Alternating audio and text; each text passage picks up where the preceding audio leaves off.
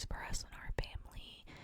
So it was awesome. I'll tell you some more about it as I go through some pictures. So the beginning part of this video, I just wanted to kind of give you the background. Then I'll introduce you to the camper. I did not name her, but she's pretty awesome. So here we go. I have some pictures pulled up. So we lived at this time that we bought the camper. We lived in East Texas. We lived in East Texas. East Texas. We lived in East Texas, and then we drove to Liberty, Missouri. Liberty, Missouri. The reason being is we had a couple of campers in mind that we really wanted, and we had a tracker on an app called Trader RV, and we saw that one of the campers that we wanted was like $10,000 less than what we were going to have to pay in Texas. So we figured a $10,000 savings was worth the drive. And we even called the RV dealer in Texas, which was a big company, not a small local owned. It was big. And we told them, hey, we found this. There's an article where they're offering to sell it for $10,000 less, and the guy immediately said, "No, that's a good deal. We can't match that." so we did end up driving up there. And so right here, this is the bathroom, the shower area. Now, if you notice here along the bottom, there are some pink chemicals. So we bought it in March, which is right around the time spring was rolling in, and so it had been winterized. So there's Freon all through the piping, so that's what that is. You just had to flush it out with water. It was no big deal. This was of course, the bathroom still, but it was the sink area, and this is the outside of her. So the camper that we got was the Arctic Wolf by Cherokee, and it was a 287 pH, and the pH stood for bunkhouse. So there she was, and there we are with the truck. That was the one that we had to update for. I thought it was a pretty good setup. We were pretty happy with that. Here's a close up at the side. So the top area is the master bedroom. The bathroom is in a hallway right here. The front living room area with the pantry. And then you have the open area for the living room with the fireplace. Kitchen in the corner here. A little dinette set on the other wall. And then this is the bunk room in the back. And that was our fifth wheel setup. So we had what was called the Anderson hitch. And what was good about the hitch was we can remove the little pyramid you see in the bed of the truck when we needed to. We just had a torque wrench that we would use in order to set it up and take it out. And so if you see the little red cone area kind of near the top, it's over the ball joint. It was kind of shaped like a big funnel. And so we had hydraulics on the camper that could just push a button and it would raise the front end of the camper up high as long as it was above the ball. And we had the tailgate down and you back up.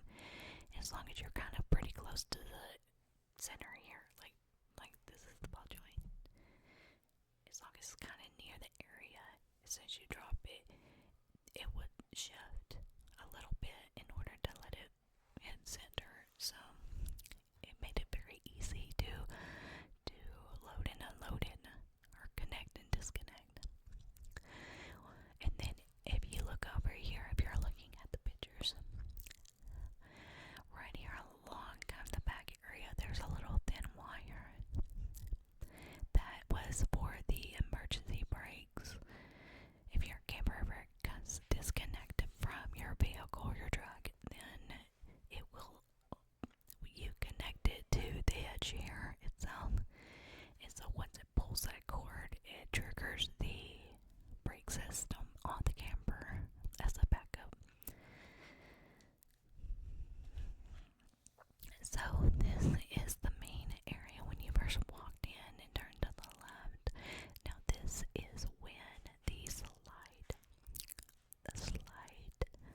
this is when the slide was in, okay?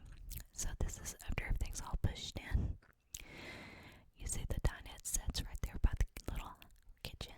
The kitchen was basically just a little corner area there, and had the stove, and you had your fridge and microwave and everything. I think that's, oh, I'm in the wrong buttons. So here's a close-up of the kitchen. So you can see how big the fridge was. It did not have the gills, those metal gills that are inside at some of them. It did not have that. It was very open when you opened it up. There's our cooktop stove, and then the little oven in our storage area underneath. Now the oven I only used, I think, maybe once or twice. I tried to make biscuits. It would always cook them very uneven, though. They were always very uneven. So I would have to remember this alarm to flip them about halfway, because the ones in the back would always overcook more than the ones in the front. But overall, it was handy. You just couldn't count it on anything big or extravagant. Couldn't cook the Thanksgiving turkey in there, that's for sure. And so, this was after we got the camper back to our house. This was in our driveway. This is the house we don't own anymore, so. But that's my husband going inside. That's the awning right here above him, pulled out. And then if you look here to the left here, you have your little outdoor kitchen. We did way more of our cooking on the outdoor kitchen than the inside. But all it really has is this little burner top right here, and that would be connected to the propane tanks. The front would hold 2 propanes. So you just connect it to the propane line for that. And then this larger box here on the right is a little mini fridge. It would hold mostly just a bunch of sodas and waters in there for us. And then on your left here is an ice maker.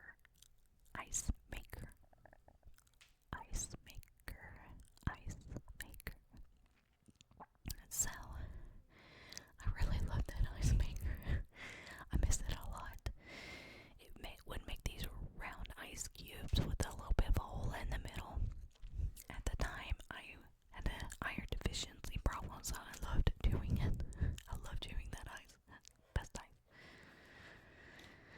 So, this is the living room with the slide pushed out. So if you see here along the top, this thicker border that goes down, that was the slide, and it would just slide across the carpet, would just slide across that linoleum, and it would push in for when you're driving and traveling. Now you would not be able to get back here, which that is the children's bunk room. So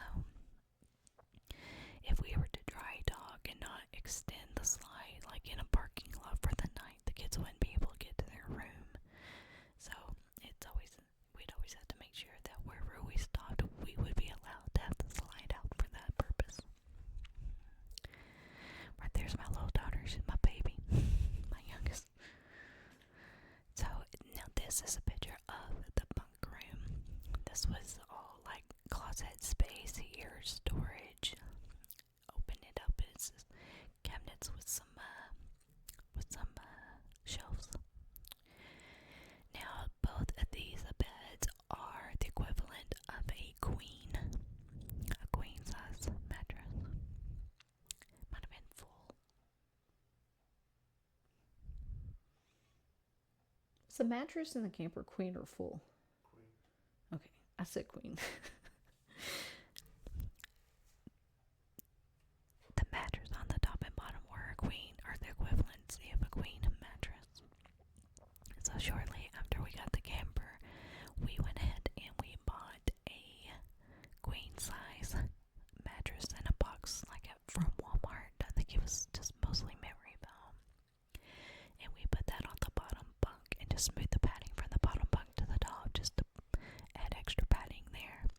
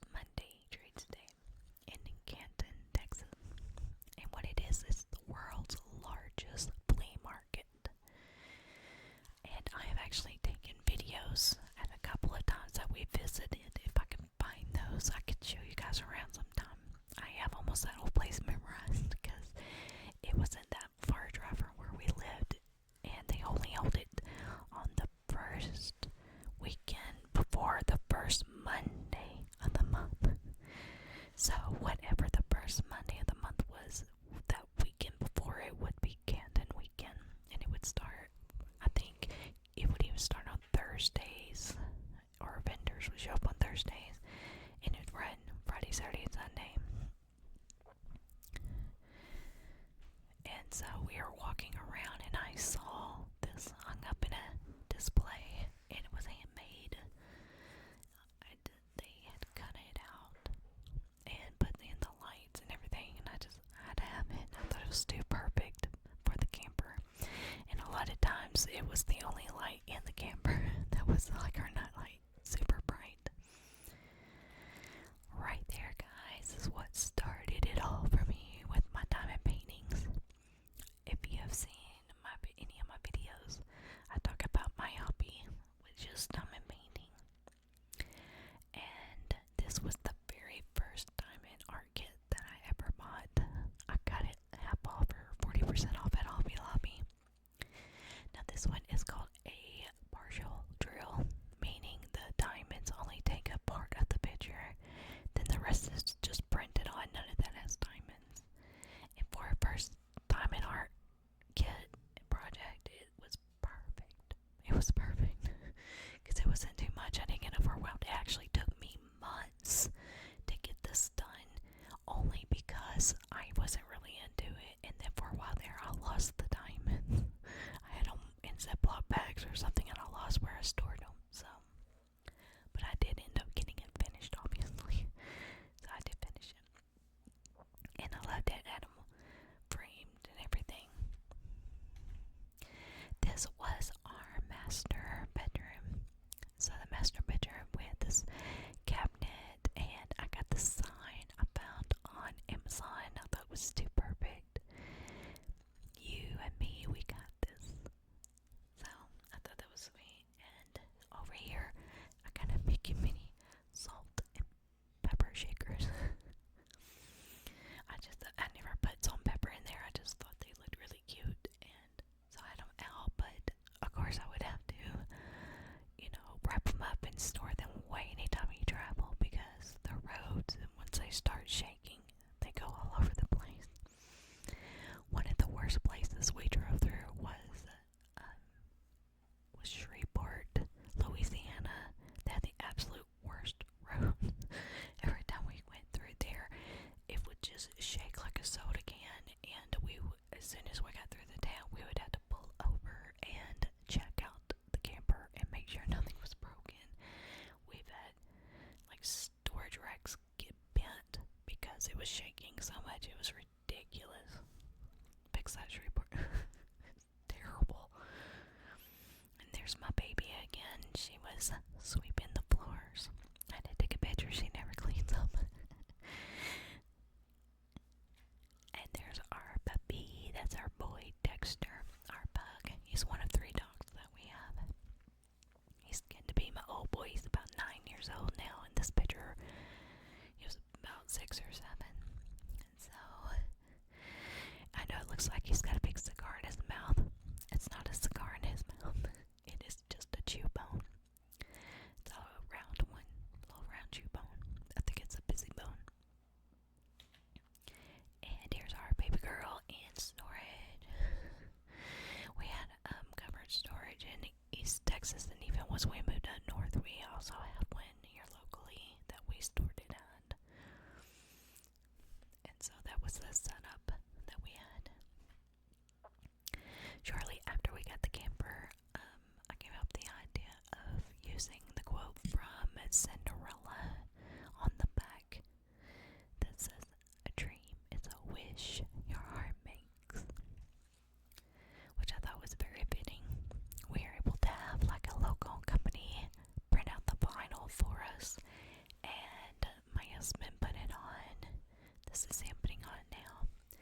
I was very lucky. I just told them kind of visually what I wanted. I saw some ideas online, and they had the Disney font, and so they were able to print it out for me, and I got it put on within the same day. I put in the order, and then they had it done the same day. They just showed us how to do it.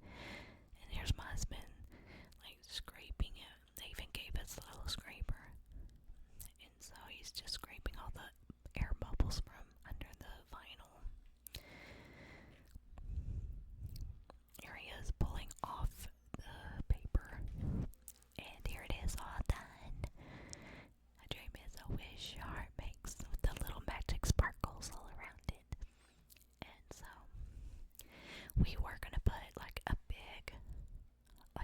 Cinderella Castle decal there. We haven't thought about just putting it in the middle, but we never got a chance to get around to get that done. Right here on the back, we have our generator.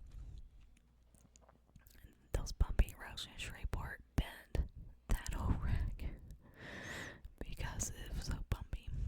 But yeah, we had a generator because there's some campsites that just don't offer electricity. It's good to have for your fridge or whatever, air conditioning, especially if it's super hot. And so we had that for as needed, but some campsites after 9 o'clock won't let you run them, so keep that in mind. We learned that the hard way.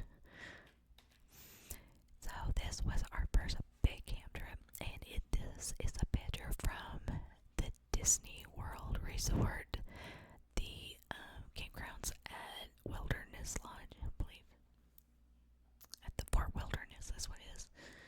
So this is the campgrounds at Fort Wilderness at Disney World, Orlando.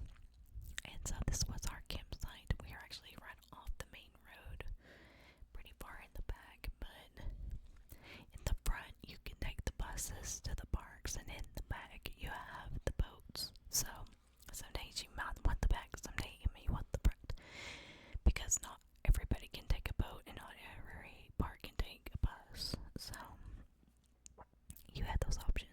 We actually very, very much enjoyed staying at the campsites instead of one of the resort rooms, because we'd have our AC running all day. We'd come back from the parks and it's your space. It's like being in your own bed with your own things around you, which was very nice. So, and we rented a golf cart. So we rented a golf cart, and you have to do that ahead of time. You have to call them and let them know, because they will book out pretty fast on those golf carts. And so we had prepaid it and ordered it, and so that's how we kind of got around, because it is a very large trailer park area. They had full hookups, which is nice. That means you have your sewer line hooked up at all times. You don't have to drain it later. So lots of perks of staying there. It was a lot of fun. So this welcome sign here, I found this also at Canton. Just happened to walk by and a lady had this out for sale, so I had to have it. Here's our setup. It rained quite a bit while we were there, and it usually does. Over here on the left, you see we had a stroller. My youngest was 8 when we went, and she would get tired, and so we would let her use it. It was kind of a bigger twin stroller that I got like from Facebook Marketplace. I was lucky. It was like $100. It was pretty cheap, and so I bought this, and it was perfect. And I have a nephew who's a year younger than her, and he would also get tired, and so they would both like just sit there and chill, and it was easy to push them, so that helped a lot. I like that. Right here is after vacation time. This is up in the Colorado area, which gets a bit of snow, something us Texans are not used to. But the camper did really well whenever we were out in the snow. I was very happy. You have electricity for heat, but you also have propane heat that you can use. And that propane heat ain't joking, I'm telling you. With it, you could be freezing and turn on that propane heat, and within 15 minutes you're burning up. It worked very, very well. Our camper would hold the heat pretty well, so we were very fortunate with that. Until we weren't. So, here she is on her sign. So, of course, I didn't really have a lot of pictures going on at the time. We were camping in Colorado and decided to come up through Cheyenne area to check it out. Now, we had noticed warnings about heavy winds that day, but every time we checked it, it would say about 35 miles an hour, which we thought would be okay with the camper. So we went ahead and started to head up to Cheyenne. Now there's a main highway that kind of goes through the center of Wyoming.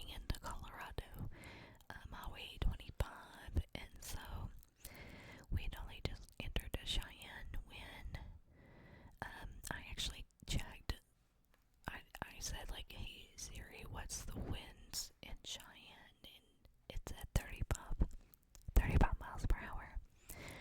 And then we saw a sign saying if you're under, I think it was like 40,000 pounds to exit, and we were three or four exits away from where we're headed. So I was like, I guess we're okay, and we weren't. So it wasn't until later that we discovered an app called Winds.com, and I found out that it actually has like a map that shows you the area, and so you can look and see where in Colorado it says 35, in Cheyenne it says winds at 35, but that little strip, there would be this one strip right in the middle, right around where we flipped, that said it 30 or it was 70 miles per hour in that area. Of course, we found this out like a month later that just that one region area gets really, really bad. So this was shortly after we flipped, and we had a state trooper stop and just kind of check on us, see how we're doing. And he went ahead and wrote up the accident report for us, which you need for your insurance claims. So he did that for us. He was very kind and understanding. We still had our Texas plates on our vehicle, so he was like, so y'all didn't know about winds? I'm like, not like this. We knew of them. It was kind of one of those things where you kind of heard about it but didn't think too much about it until it happened. So we had contacted our insurance right after the accident, and so they got us in touch with a local towing company, and so they came out with two towing trucks. So the way that they do it is actually pretty smart. So they bring out one large towing truck and then one smaller towing truck. They pull it up, and then they use the smaller one to actually pull the camper, but then they have the big towing truck right beside it in order to block the winds to keep the camper from flipping again, which is pretty smart. I wish I thought to drive next to bigger cars, but so what's crazy also is when, I guess I could tell you about the actual accident.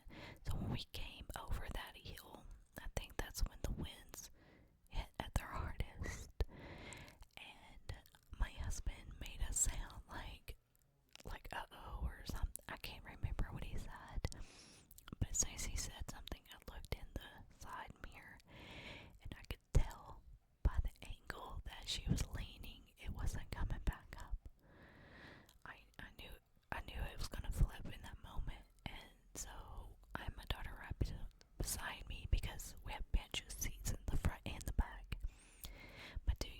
My two older children were in the back with our two dogs, and so I just instinctively grabbed my daughter and kind of bowed my head because I thought we were gonna flip with it.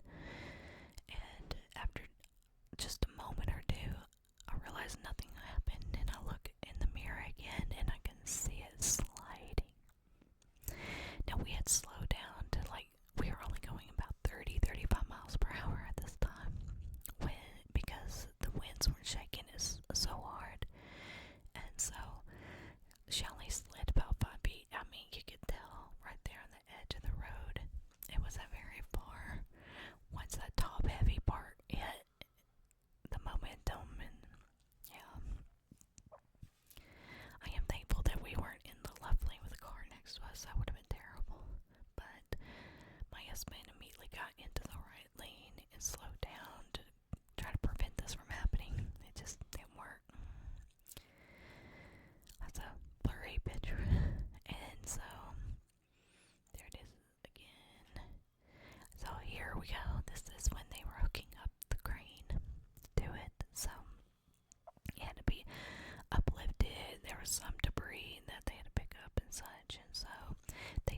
just, don't worry, we got it from here. Just go have a beer. So that was the last picture I took before we just drove away. The kids were pretty upset during everything. I mean, it was scary for everyone, and the kids were heartbroken. I was heartbroken. So we were ready to go when they told us to go. So we did. So after we got home, we saw the damage to the truck. You'll see here in a moment what happened, but basically it disconnected. It fell onto the truck and then rolled off. So we go. So here is the Anderson hitch, and it was the ball joint that broke, so it just snapped it. And it's so crazy, see, because it was such a thick piece of metal. I would have never thought that it would snap like that. Here's that close up. We do still have the ballpoint part. I thought I had a picture of it as well, but I don't have it on here. So here's a close up of the truck. It literally ripped a hole in the side of the metal. So this is the back of the camper. After a couple of days, we finally had the courage to go look at the damage. And so we saw the back end had been damaged here. You can see where it disconnected the lining and the top area here. This was where the bunk room was. So the top bunk window was broken. Here's a further away image. The kitchen area got bent up pretty good, and the kitchen window was busted out. Here we have the air vent for the stove was broken out. The entire canvas was ripped off. Where it was rolled up along the side, that had been completely ripped off because this was the side it landed on. It just screeched across. So we had just replaced that the stair handle too, a month before this. That's wild. The door was beyond repair, just completely damaged. The stairs were bolted inside, so no damage to that. Then you have an outdoor storage door was ripped off. That had our camping chairs and stuff like that. That was the propane area where the tank is. There's another tank across from it. We disconnect those before travel, so luckily we didn't have problems with that. Oh, let me show you this too. Here on the front, you can see where the front dome area is completely detached from the carbon fiber, or the siding here, and then it was ripped and rolled back. All this metal here is wild, and even on the bottom part of the lip part was hanging off. So this is the inside. When you first walk in, you look up the stairs. You can see here on the right where the walls bowed out with a crack, and you can see cabinets are everywhere. I couldn't even shut the door to this because the door was latched to the handle right here on that mirror handle. I had a necklace hanging from it, and I had to break the chain in order to get the necklace because it would not move. The weight of the ceiling had completely shoved it. There was no moving it. So this is the master bedroom. You can see here the outlet. You can see sunlight. You can see the grass, because that's how big that hole was in the front. Now, our fan usually hangs on the opposite side wall where the TV mount was, but we usually lay it on the bed during travel so it doesn't fall off the walls. And so it just plummeted forward, I guess, and so it's wedged open there. And this is the other side of the bed. You can see where it's all open here. You can see sunlight under the cabinetry. The whole cabinet's just been warped in every way.